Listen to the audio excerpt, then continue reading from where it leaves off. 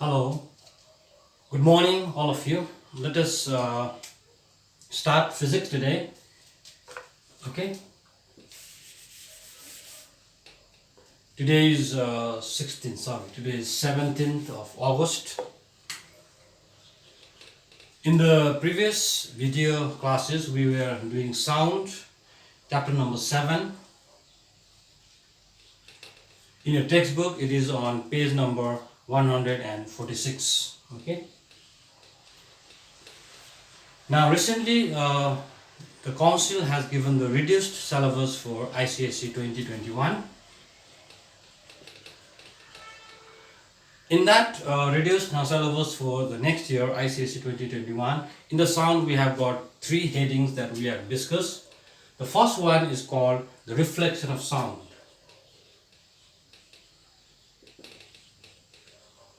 In that we have studied about echo. We have also derived the formula for the echo, and we also solved some numericals on echo. Okay. Then the second part in the sound is the vibrations. In the vibrations also we have learned there are three types of vibrations. The first one is your natural or free vibration. The second one is the damped vibration, and the third one is the forced vibration, which is the application of resonance. You have to study that, and we have already discussed it. Now today, the third segment of the sound is the characteristics of sound.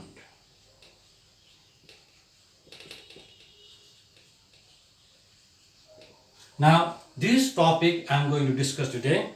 The characteristic of sound, it is not a new topic for you, because the sound in physics it is already there in class 8 and class 9. So it will be a kind of revision for you. In the reduced syllabus, you just have to study what are the characteristics of sound and on what factors these characteristics depend. So let us start now the characteristics of sound in detail.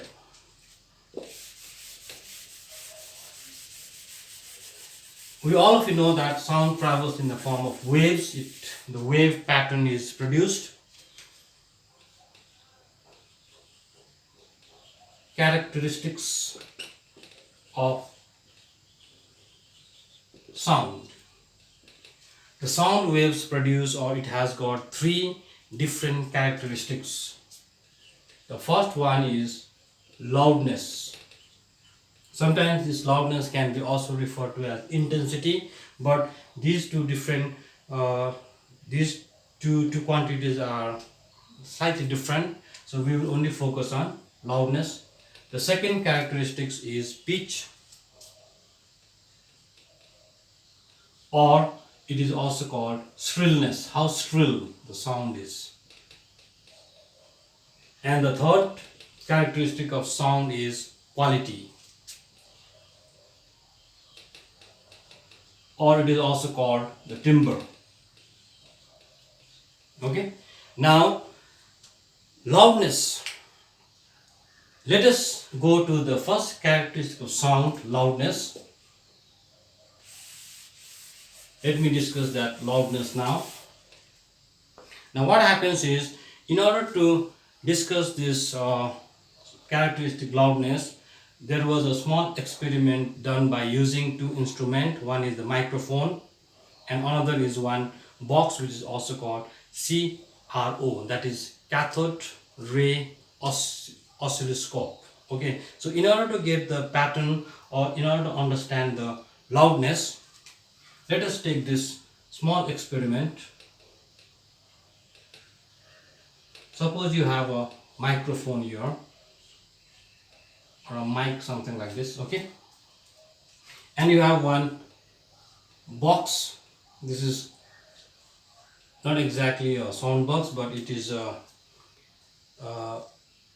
which gives you the pattern. Okay, so that is also called the CRO, cathode ray oscilloscope. Okay, now you have one input here, which is also known as Y input, Now this microphone is connected to this through the help of this. Okay.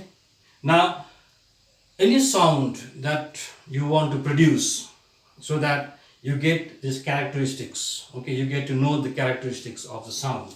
So that sound which is to be produced is brought near the microphone, and from the microphone you will enter this CRO, and in the CRO the wave pattern is obtained. You have a screen here, and in the screen you see the wave pattern. Okay, so now let us go to the first characteristics, loudness. Basically, what is the loudness? Loudness is the characteristics by virtue of which, or due to that property, a loud sound can be distinguished from a faint or a soft sound. The two sounds may be having the same pitch and the same quality.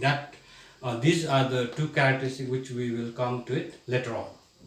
So it now basically distinguishes or differences between a loud sound and a soft sound. Now what happens here is, suppose you take a tuning fork. In the last class we were discussing regarding the vibration tuning fork. Suppose this is a tuning fork, and you bring it near the microphone and you strike it softly, very soft. Then what happens is, in this CRO you will see some pattern obtained on the screen. Okay, then you see a pattern, then you make that pattern there. Suppose in the CRU you make the displacement time graph.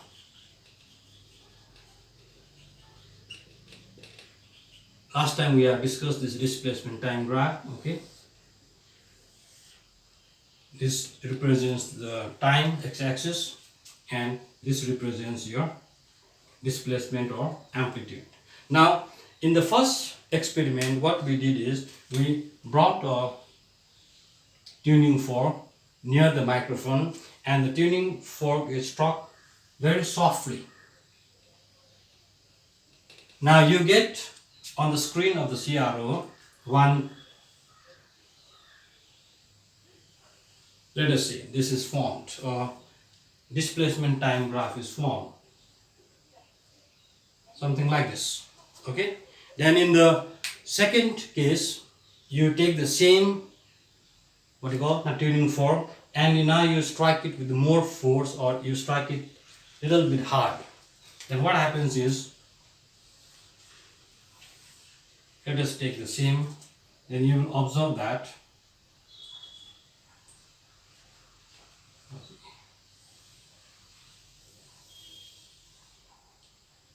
this is for the soft sound,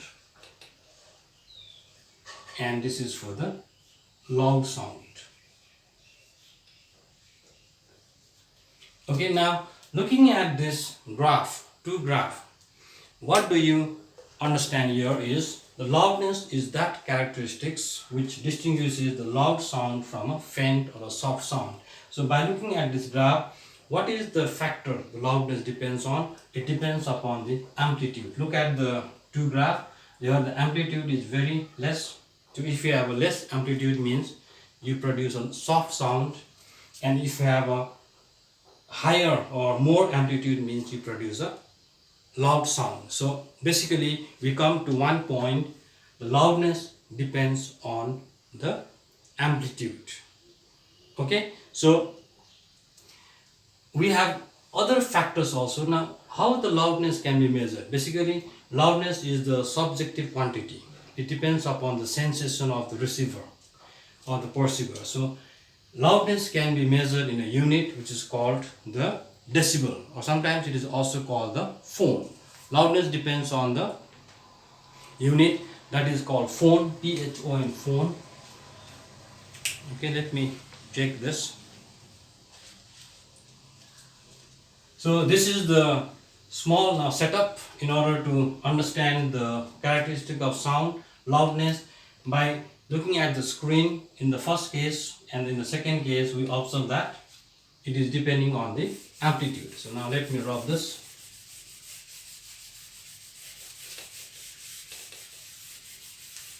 So what do we understand here is, Loudness basically it depends on amplitude. That is the first key point.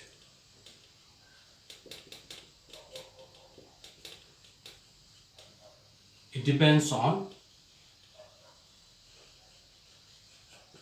amplitude, and if it crosses a certain loudness level, then we call it as noise pollution. So that is how we measure the loudness. It is measured by using a unit. The common unit is decibel, small b, small d, and capital B. So we write like this. So we can say that suppose during the takeoff of the aeroplane from the say runaway, it makes a huge sound. So that loudness is measured in decibel. There is another unit also which is not used that often, but it can be also learnt. It is called phone. Now we go to the main topic on the loudness. On what factors does the loudness of a sound depend? So basically there are 5 factors. Let me do that quickly.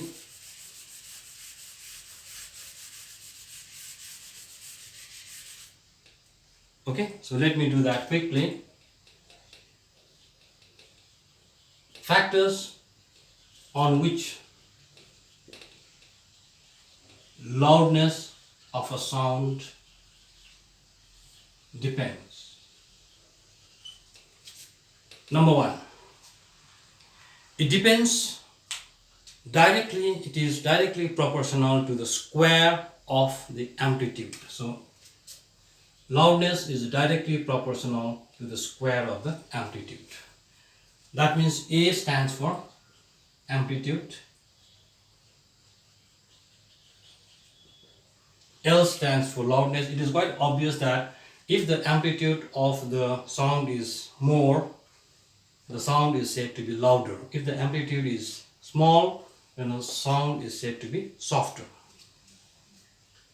Second, it is inversely proportional to the square of the distance from the source of the sound. Loudness is inversely proportional to the square of the distance from the source to the perceiver. So D stands for the distance from the source. Any source is producing the sound due to the vibration, and you have a receiver. So distance. If the distance is less, the sound will be louder. It is quite obvious. If the distance is very far, the sound will be softer. Third factor, it depends on the surface area of the vibrating body.